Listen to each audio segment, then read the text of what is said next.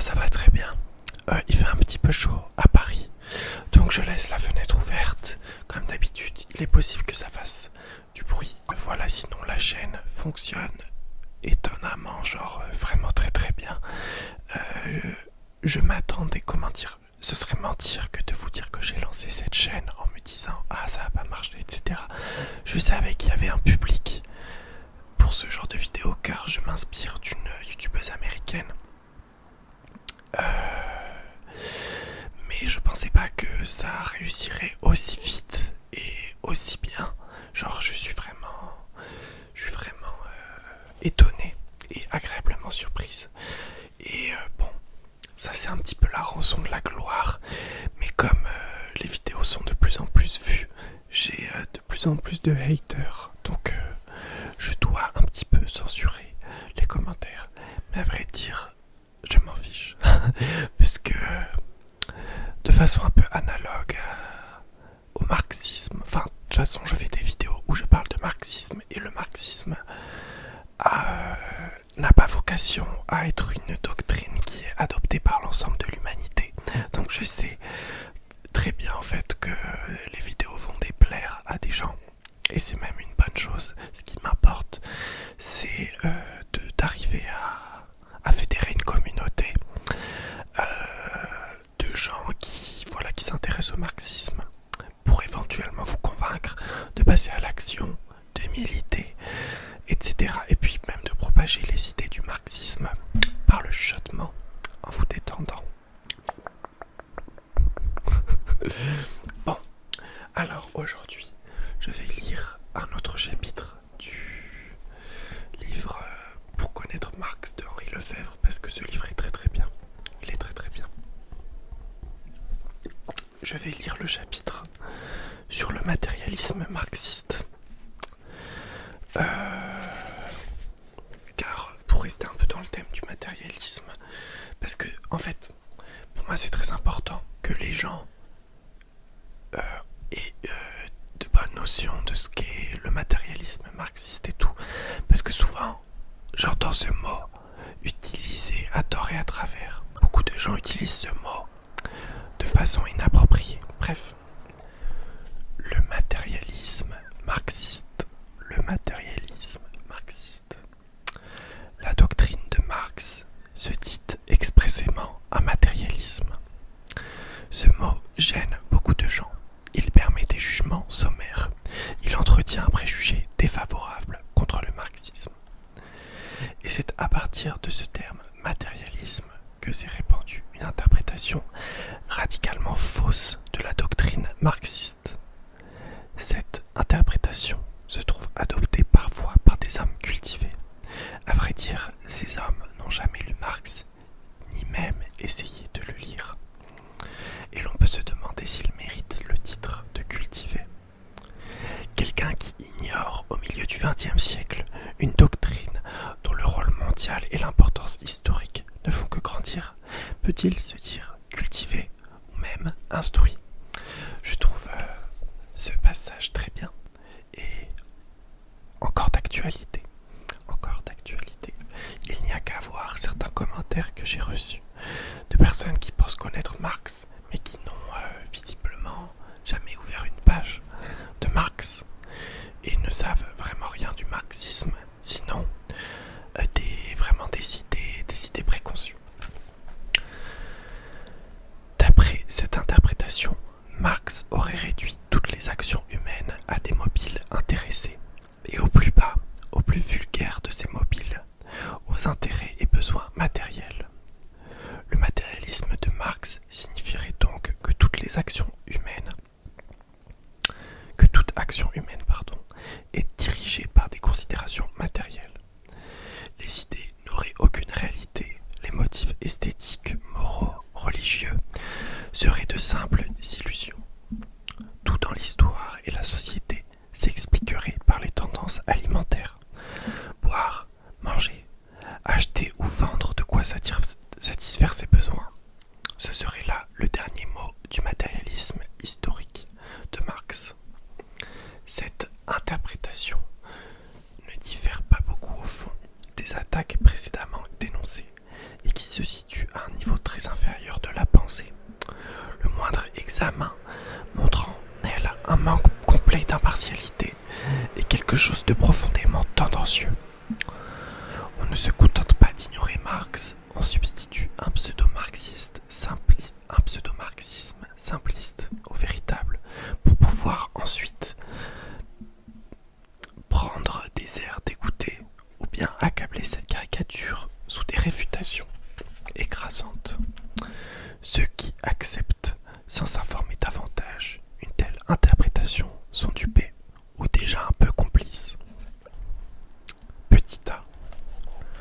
Lorsque La Rochefoucauld cherche à montrer que tous les sentiments humains se perdent dans l'intérêt comme les fleuves dans la mer, les historiens de la littérature n'attribuent pas à ce grand écrivain la bassesse qu'il dénonce dans les actions humaines. La Rochefoucauld passe pour un analyste profond et distingué, et non sans raison. On fait à sa théorie l'honneur de la discuter soigneusement. D'un pessimisme radical, cette théorie affirme non seulement que toute vertu, tout désintéressement chez les individus se réduisent à des intérêts privés, mais que la vertu, c'est le vice habile, le vice travesti, masqué, et d'autant plus agissant sous le masque. Henri Lefebvre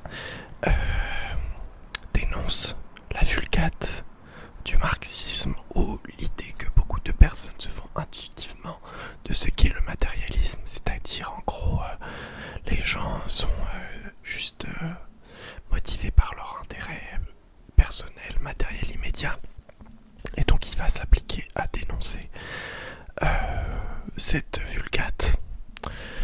Et il prend ici l'exemple de La Rochefoucauld, le contre-exemple de La Rochefoucauld. Je continue. En fait, c'est la théorie de La Rochefoucauld que beaucoup attribuent à Marx sous le nom de matérialisme. Seulement, comme il s'agit de Marx et du marxisme et non plus du grand seigneur raffiné et subtil que fut La Rochefoucauld, on attribue ici la bassesse dénoncée à celui qui la dénonce. Et l'on affecte de voir dans ce matérialisme une doctrine dégradante et dégradée. B. La Rochefoucauld ne fut pas seule à prétendre que toute action humaine s'explique par des intérêts individuels et privés. L'expression la plus nette de cette doctrine unit d'ailleurs à un optimisme qui la relève et élargit son horizon, se trouve chez l'anglais Bentham. Or, ce philosophe apparaît comme une figure représentative et un porte-parole de la bourgeoisie anglaise. Sa théorie ne manque d'ailleurs pas d'éléments ou d'aspects progressistes.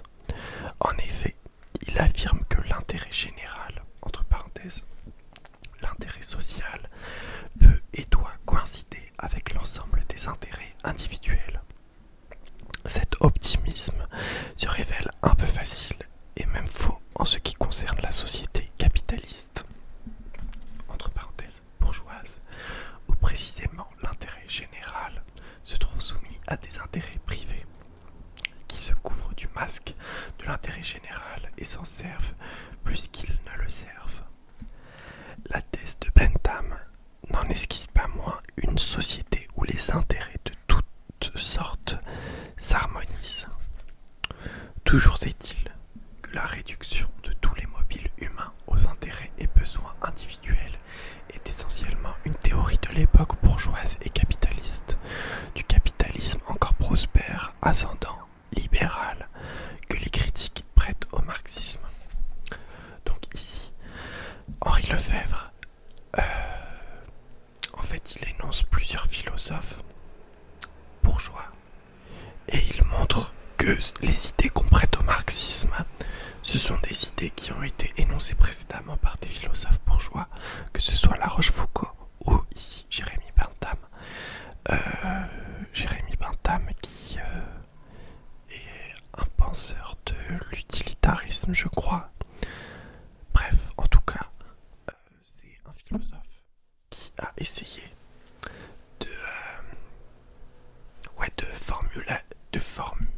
formaliser les comportements humains comme étant uniquement motivés par des matériel. Je continue. C. Or, la thèse de Marx, le matérialisme marxiste, diffère radicalement des théories précédentes. La Rochefoucauld et Bentham soutiennent un matérialisme moral.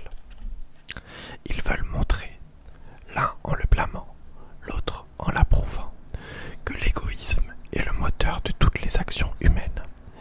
Ils supposent donc que le grand principe de toute activité strictement individuelle consiste seulement en une recherche du plaisir et une fuite devant la douleur. Le matérialisme historique de Marx montre au contraire que tous les grands événements historiques ont été conditionnés par des groupes sociaux et ont été l'œuvre de ces groupes ou d'hommes qui représentaient plus ou moins clairement et habilement ces groupes. Les classes sociales, les masses. Donc ici, Henri Lefebvre énonce une distinction entre le matérialisme moral et le matérialisme marxiste. C'est intéressant qu'il parle de morale parce que lorsqu'on est marxiste, on ne se place absolument pas du côté de la morale. Et ça, c'est quelque chose qui est important à saisir, c'est-à-dire si on dénonce le capitalisme, c'est pas une dénonciation morale du capitalisme. Et de même les comportements,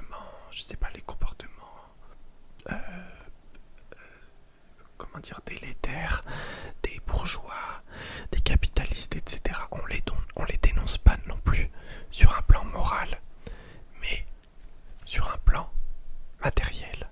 C'est pas parce que les capitalistes sont méchants qu'ils agissent comme ils agissent. Et les prolétaires ne sont pas des gentils. Tout est une question d'économie en fait, et d'organisation de la société. Je continue. Le matérialisme historique montre que si les individus peuvent être désintéressés, et le sont fréquemment, les groupes sociaux, les classes, ne le sont pas et ne peuvent pas l'être, car ces groupes se trouvent devant des problèmes, entre parenthèses des intérêts, qui sont pour eux des questions de vie ou de mort. Prenons un exemple.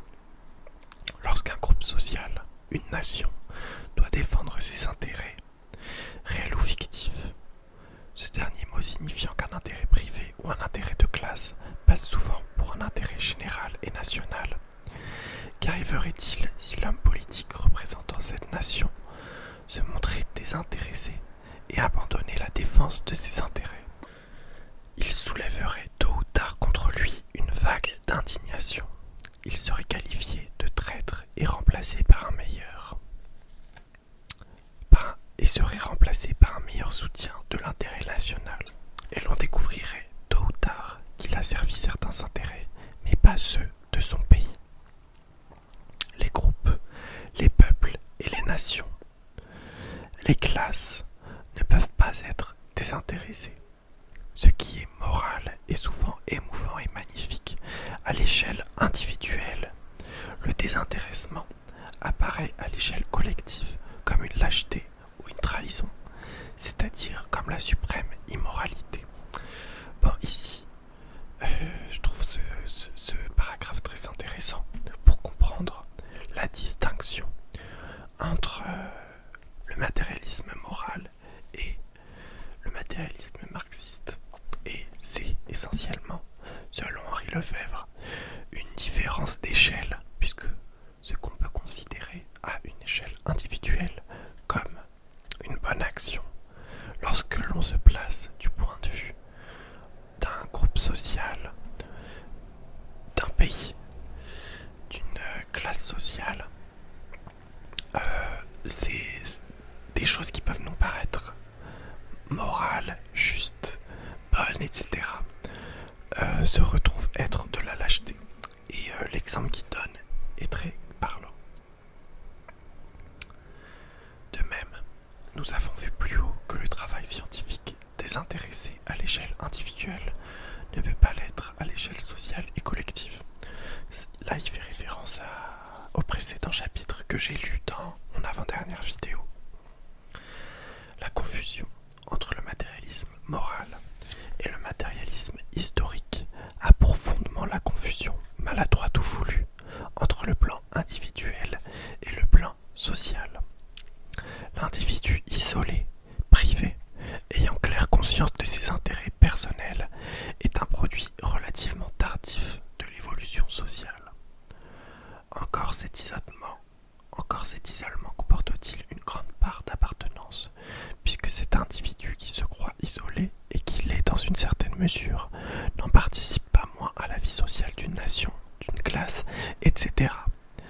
Cet individu, produit de la dissolution des formes de la société féodale, et d'autre part, expression d'une société où l'individu semble séparé de tout lien naturel, apparu au XVIIIe siècle, non comme un résultat historique, mais comme la condition naturelle de l'homme.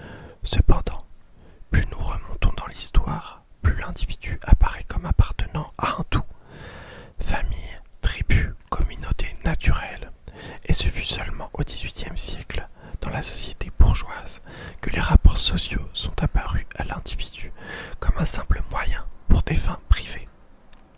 Par ailleurs, l'époque qui produit ce point de vue, celui de l'individu isolé, s'avère précisément celle où les rapports sociaux ont atteint un très haut degré de développement et de complexité. Marx, Introduction à la critique de l'économie politique. Là aussi c'est très intéressant pour se rappeler que l'échelle individuelle, c'est une échelle récente.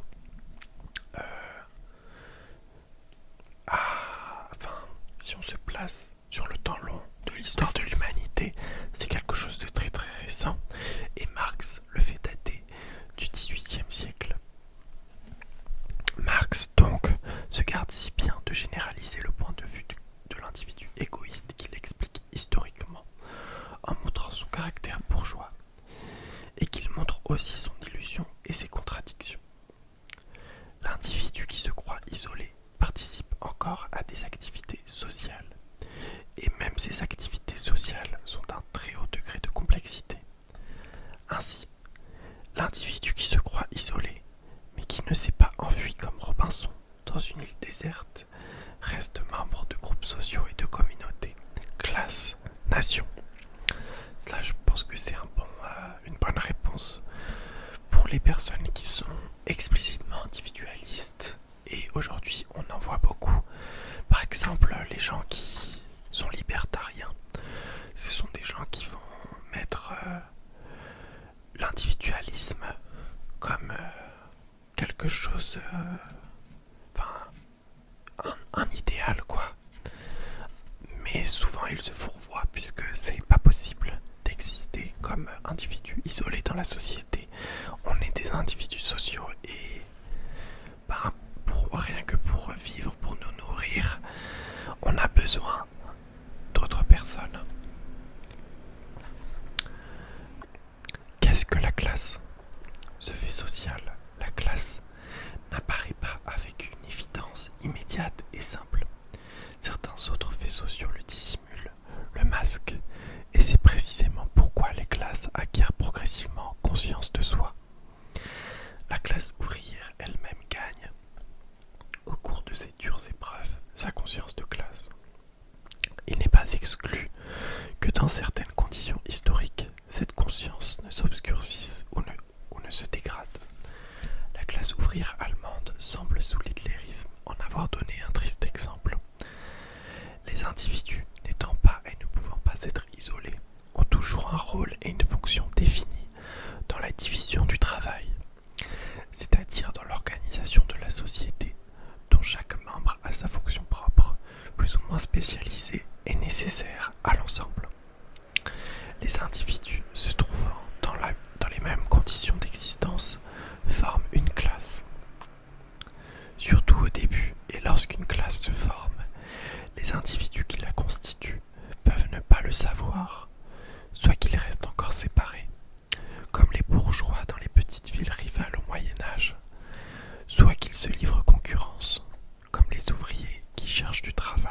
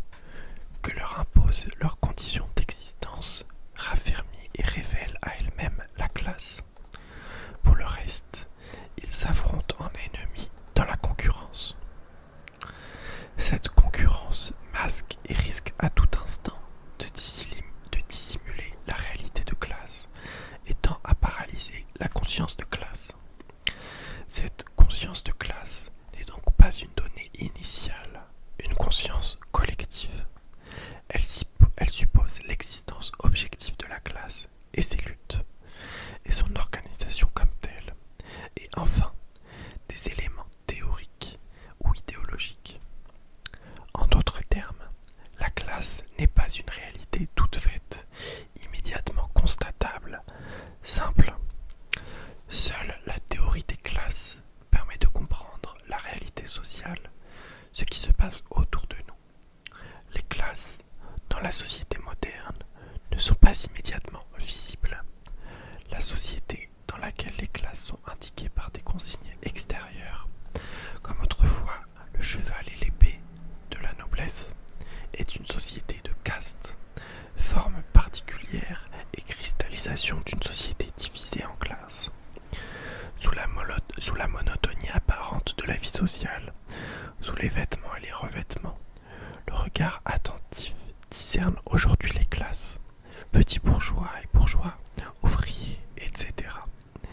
Mais pour atteindre et définir cette réalité, il faut soulever un voile, les rivalités des individus, les sentiments multiples qui ne les relient qu'en les opposant les uns aux autres, dissimulent souvent à l'observateur et à eux-mêmes la classe dont ces individus font partie. Même dans la société actuelle, se développe un ensemble d'apparences qui trompent l'observateur superficiel, volontairement dupe. Pour des raisons objectives et nombreuses, cette société apparaît comme un continu social, comme un empilement de strates.